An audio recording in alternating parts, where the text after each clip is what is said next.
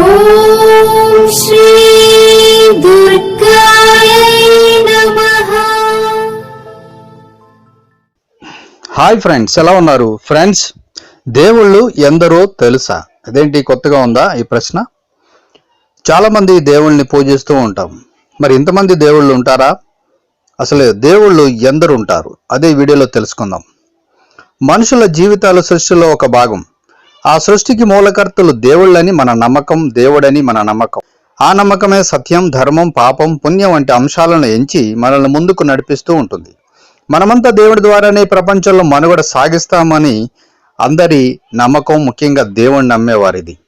మన పుట్టుకకి దేవుడే కారణం, అందరి దేవుళ్ళు ఒకటే, అందరిని నడిపే శక్తి ఒకటే. ఇదంతా తెలిసి కూడా ఎంతో మంది అమాయకులు దేవుళ్ళ గురించి కొట్టుకొని చేస్తూ ఉంటారు. ఒక మత బోధకుడు దేశ సంచారం చేస్తూ గ్రామానికి చేరుకున్నాడు. ఆ ఊరి ప్రజలకు ఎందరో దేవుళ్ళ గురించి ఎన్నో కథలు, వారు చేసిన వింతైన విశేషాల గురించి చెప్పాడు. అందరూ ఎంతో ఆసక్తిగా, భక్తి శ్రద్ధలతో విన్నారు. ఆయన చెప్పిన పద్ధతిని విశ్వసించి దేవుళ్ళందరూ తమతోనే ఉంటున్నారని దృఢంగా నమ్మడం మొదలుపెట్టారు. కొన్ని రోజులు గడిచాయి. కొంతకాలం తర్వాత ఊళ్ళోకి ఒక నాయకుడు వచ్చాడు. అతను అసలు దేవుడనే వాడు లేనే లేడు, మతబోధకుడు మాత్రమే కాదు, ఎవరు ఏం చెప్పినా నమ్మకండి అంటూ ప్రసంగాలు చేశాడు. దేవుడు ఎందుకు లేడో అని నమ్మించేందుకు రకరకాల కారణాలు చెబుతూ నమ్మించడానికి ప్రయత్నించాడు. అతను చెప్పే మాటలు విన్న కొందరు ఆయన మాటల్లో నిజం ఉందని అభిప్రాయపడ్డారు. అయితే ఇక మనం చేసే కార్యాలకి ఏ అడ్డు లేదని సంబరపడ్డారు. నిన్న మొన్నటి వరకు మతబోధకుడు చెప్పిన దేవుళ్ళ కథలు విని భయంగా రోజులు గడపడం మొదలుపెట్టారు. ఏ పని చేసినా అది ఎంతవరకు న్యాయమో 1కి 10 సార్లు ఆలోచించేవారు.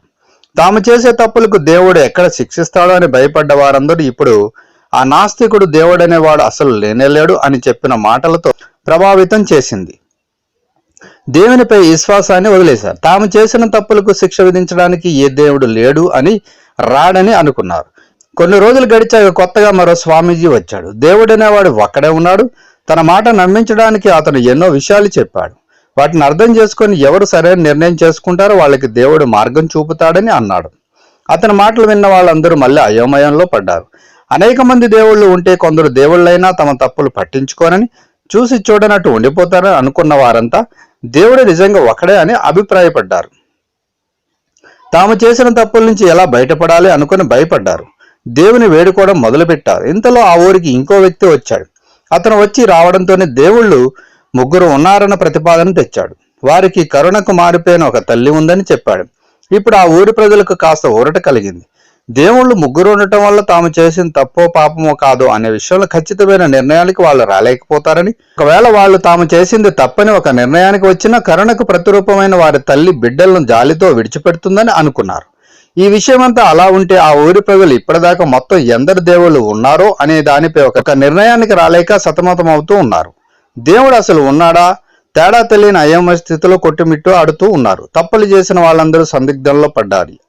ఈ ఊరి జనంలాగే మనంలో ఎక్కువ శాతం మంది ఇతరులు చెప్పే మాటలకు అతిగా ఇలువేచి వాళ్ళంతటా వాళ్ళు ఒక నిర్ణయాలకు రాలేక అలా ఉండొచ్చు, ఇలా ఉండొచ్చు అనే అనుమానాలతో బతుకుతూ ఉంటారు. ఏవేవో ఆలోచనలతో ఉంటారు. కనుక ఎవరికి వారు ధ్యాన మార్గంలో జవాబు వెతుక్కోవడం ఉత్తమం. లేకుంటే అర్థం కాని ఆలోచనలు ప్రాణం పోసి అవి మనల్ని స్థిరంగా ఉండనివ్వక, ఊపిరాడనివ్వక చేస్తుందని తెలుసుకొని చైతన్యంతో బతకాలన్నదే మరి దేవుళ్ళ యొక్క ముఖ్య ఉద్దేశం. చైతన్యవంతంతో బతకాలన్నదే మరి మన జీవిత లక్ష్యం. సో ఫ్రెండ్స్, మరి దేవుళ్ళు ఎంతమంది ఉన్నారు, అసలు ఎందరు అనేది మనం పక్కన పెడితే, దేవుడు ఉన్నాడు అని నమ్మే వారికైతే ధర్మం, పాపం, పుణ్యం, సత్యం అనేది నమ్ముతూ ముందుకు వెళితే ఖచ్చితంగా దేవుడు ఉంటాడు. అంటే దేవుడు ఉన్నాడా లేడా అనేది వ్యక్తిని బట్టి మారుతూ ఉంటుంది.